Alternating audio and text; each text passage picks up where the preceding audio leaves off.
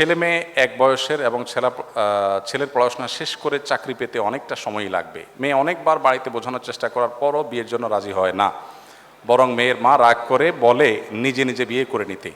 এমন পরিস্থিতিতে যদি মেয়েটা কাউকে না জানিয়ে বিয়ে করে তাহলে এটা জায়েজ হবে কি না? খুব কমন পড়ে গেছে নাকি? এত খুশি হওয়ার কারণ কি? বেশি কমন হয়ে গেছে? আচ্ছা, এ ধরনের প্রশ্ন প্রায় আসে। 10টা আসলে একটার উত্তর দেওয়ার চেষ্টা করি, তারপরে এটা গুরুত্বপূর্ণ বলতে হবে, খুব অল্প করে বলি। দেখুন, আল্লাহ সুবহানাহু ওয়া তাআলা বিবাহের দায়িত্ব দিয়েছেন অভিভাবকদের উপরে। আল্লাহ কোরআনে বলেছেন, ওয়া আনকিহুল আয়ামা মিনকুম ওয়াস-সালিহিনা মিন ইবাদিকুম ওয়া ইমাইকুম। অভিভাবকদেরকে আল্লাহ অর্ডার করেছেন তোমরা তোমাদের অধীনস্থদেরকে বিবাহ দাও। নবী সাল্লাল্লাহু আলাইহি ওয়াসাল্লাম বলেছেন, তোমাদের সন্তানরা যখন বিয়ের উপযুক্ত হবে, প্রাপ্তবয়স্ক হবে, তখন তাদেরকে বিয়ে দিতে দেরি করবে না। যদি করো, তারা যদি হারামের পথে পা বাড়ায় এবং সমাজে বিশৃঙ্খলা তৈরি হয়, অসুবিধা তৈরি হয়। সেদিন কোনো একটা ইউনিভার্সিটিতে এটা নিয়ে আলোচনা করার পর ভিসি মহোদয় আমাকে আলোচনার পর বললেন যে আপনাকে স্পেশাল থ্যাঙ্কস এই প্রশ্ন উত্তর দেওয়ার জন্য, কারণ প্রতিদিন এটার বিচার করা লাগে। তো আমি বলতে চাই যে নবী সাল্লাল্লাহু আলাইহি ওয়াসাল্লাম বলেছেন, যদি সন্তানরা বিয়ের উপযুক্ত হয়, অভিভাবকদের কর্তব্য তাদেরকে বিয়ে দেওয়া। যদি না দেয় এবং সন্তানরা যদি বিপদগামিতার পথে পা বাড়ায়, সমাজে বিশৃঙ্খলা সৃষ্টি হয়, তাহলে সেক্ষেত্রে কি হবে? তাহলে সেক্ষেত্রে যে ফিতনা, ফাসাদ, অনাচার হবে, এগুলোর দায় অভিভাবকের উপরে বর্তাবে।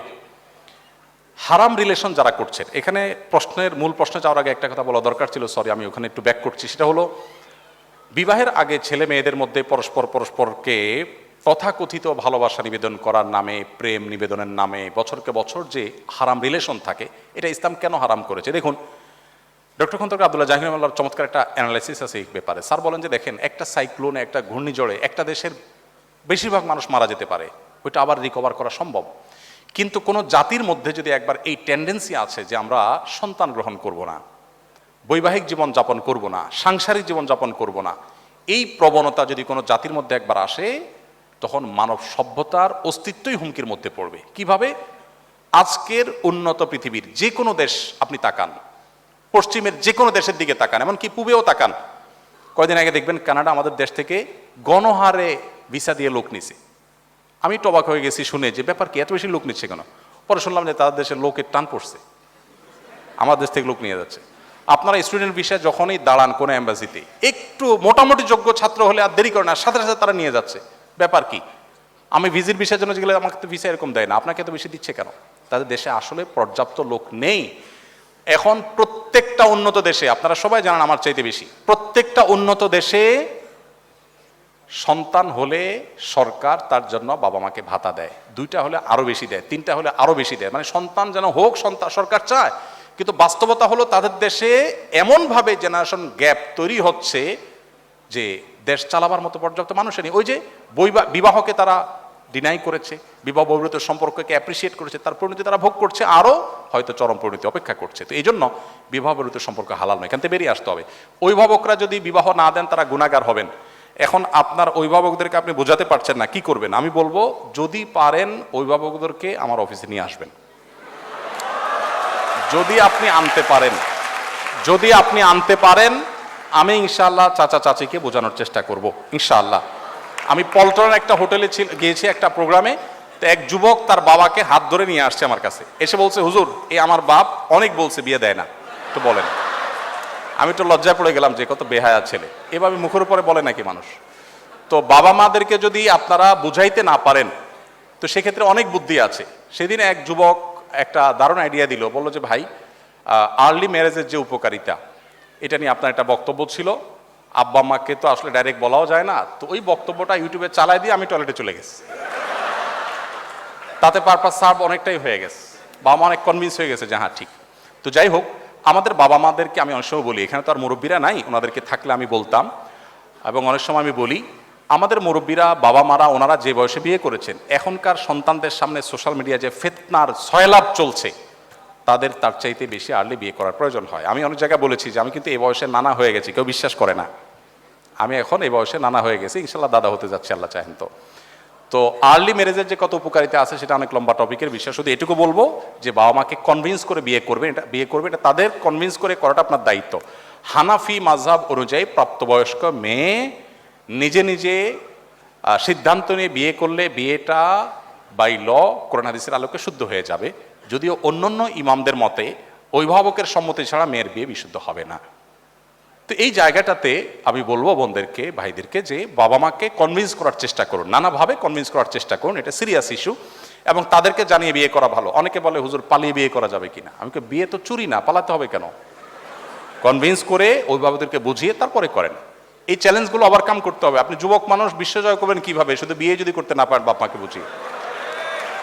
বিয়ে করার ব্যাপারে বাপ মাকে যদি ভালো করে বোঝাতে না পারেন, আপনি দুনিয়া জয় করবেন কোত্থেকে? এই ছোট কাজটা যদি না পারেন, চ্যালেঞ্জ নিতে হবে, কিন্তু তাদেরকে বোঝানোর চেষ্টা করতে হবে। আর কত বুদ্ধি দেবো, একটা ছোট টিপস দিয়ে শেষ করি। এলাকার ইমাম সাহেব হুজুরের সাথে বাইল করবেন, হুজুরে ভালো করে চা নাস্তা খাওয়ায় বলবেন, হুজুর আমার আব্বাকে একটু এই বিষয়টা ভালো করে বুঝান, তাহলে কনভিন্স করে ফেলেছে। তো যে কোনোভাবে বাবা মাকে সন্তুষ্ট করে করার চেষ্টা করুন। যদি না করেন, নিজেরা করতে চান গুনাহ থেকে বাঁচার জন্য, আর কোনো উপায় নাই, সেক্ষেত্রে বললাম যে হানাফি থট অনুযায়ী বিয়ে বিশুদ্ধ হয়ে যাবে, যদিও অন্যান্য ইমামদের মতে হবে না। মেডিকেল ক্যাম্পাসে অনেক স্টাডি পার্টনার দেখা যায়, ছেলে মেয়ে। আমার প্রশ্ন হলো, পড়াশোনার জন্য এভাবে অপোজিট জেন্ডারের ফ্রেন্ড বানানো কি জায়েজ হবে? দেখুন, আপনারা তো খুশি হওয়ার কারণ কি আমি বুঝলাম না। আচ্ছা যাক, দেখুন বিষয়টা হলো, আমার কথা নয়, আপনারা আমার চেয়ে ভালো জানেন, একজন পণ্ডিত বিজ্ঞানীর কথা, একজন ছেলে এবং একজন প্রাপ্তবয়স্ক ছেলে, প্রাপ্তবয়স্ক মেয়ে কখনো বন্ধু হতে পারে না।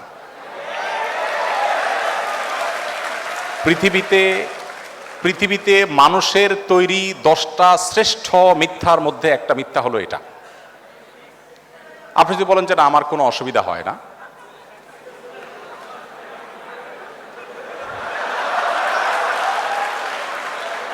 যদি আপনি মনে করেন যে না আমার কোনো সমস্যা হয় না, আমার মনে তো খারাপ চিন্তা আসে না, বাজে চিন্তা আসে না, তাহলে আপনি মেডিকেল স্টুডেন্ট হওয়া সত্ত্বেও আপনার ডাক্তারের কাছে যাওয়া উচিত, অথবা আপনি আপনার কথায় অসত্যবাদী, দুইটার একটা। দেখুন, আমি বলছি না যে কোনো হোয়াটসঅ্যাপ গ্রুপে, কোনো মেসেঞ্জার গ্রুপে বা কোনোভাবে শরিয়ার পর্দা মেনটেন করে একে অন্যের সাথে পড়াশোনা বিষয়গুলো শেয়ার করা যাবে না, তা বলছি না। আপনি সেফটি নিশ্চিত করে যদি এটা করেন, আপনি অবশ্যই করতে পারেন, কিন্তু সেফটি নিশ্চিত করতে হবে।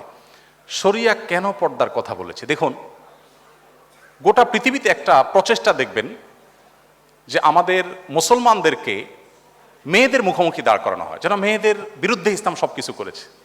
আমরা গত পরশুদিন সম্ভবত বুয়েটে আলোচনা করেছিলাম যে আমাদের প্রিয় নবী সাল্লাল্লাহু আলাইহি ওয়াসাল্লাম নারীদের জন্য কি করেছেন। খুব বেশি সময় পাই নাই, যতটুকু পাইছি আমি চেষ্টা করেছি বলার। আপনি যদি এটা নিয়ে পড়াশোনা করেন, আপনি অবাক হবেন।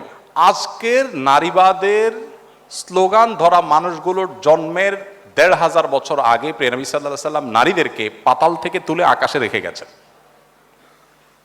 অনেক আলাপ, সেদিকে আমি যাব না।